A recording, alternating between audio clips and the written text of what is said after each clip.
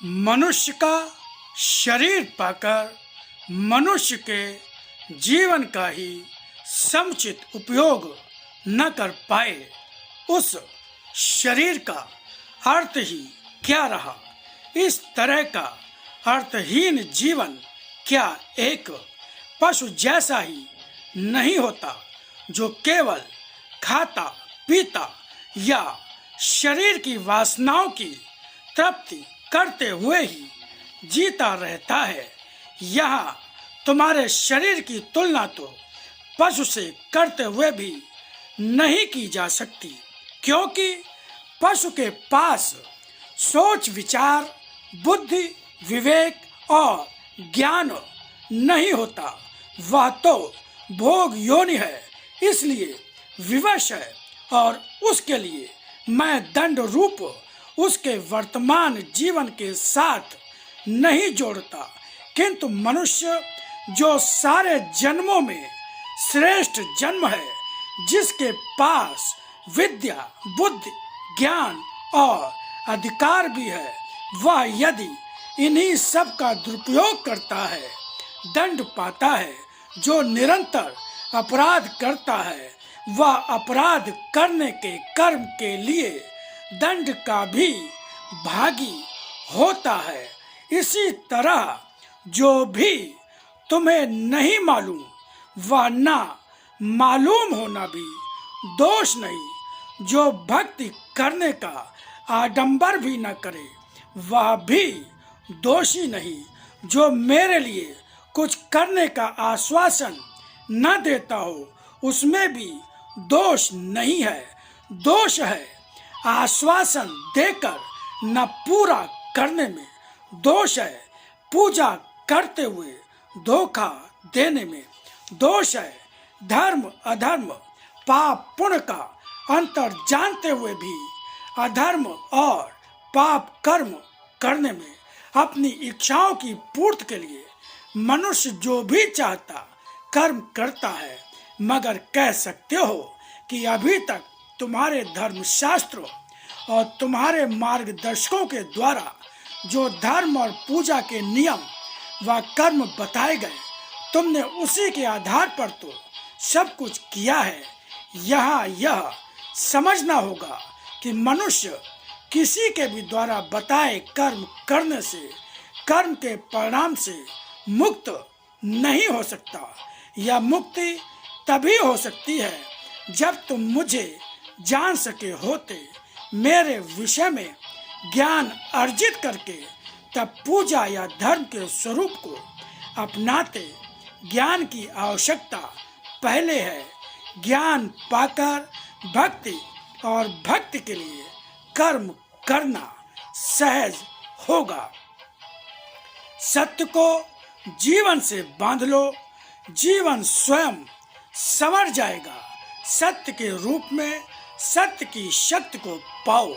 सत्य ही तुम्हारा धर्म, सत्य ही तुम्हारा जीवन और कर्तव्य हो। सत्य क्या है, इसे पाने स्वयं मुझ में ही समा जाओ। मैं दूर नहीं, हर क्षण साथ हूँ।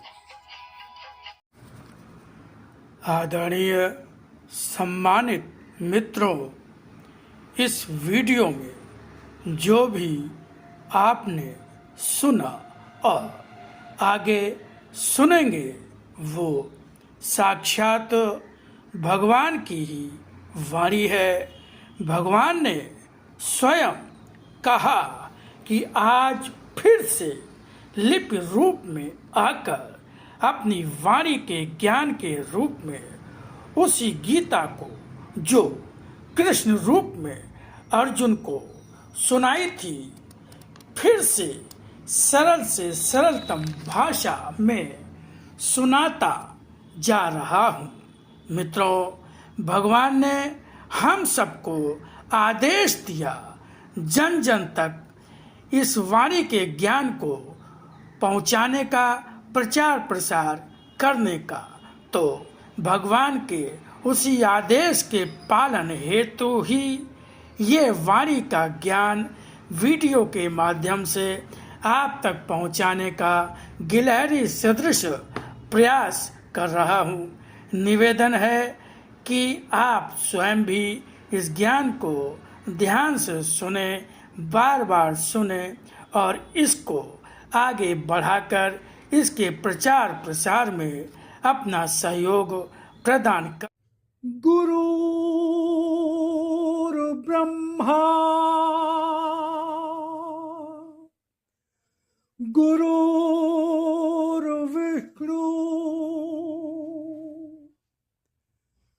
गुरुर्देवो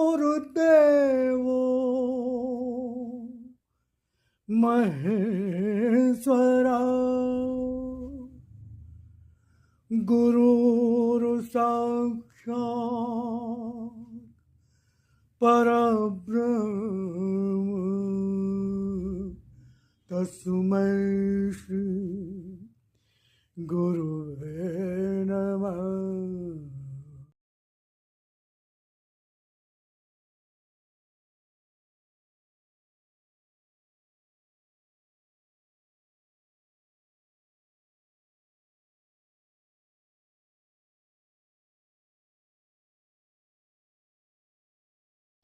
सत्य का भक्त ही सत्य की कृपा का अधिकारी होता है।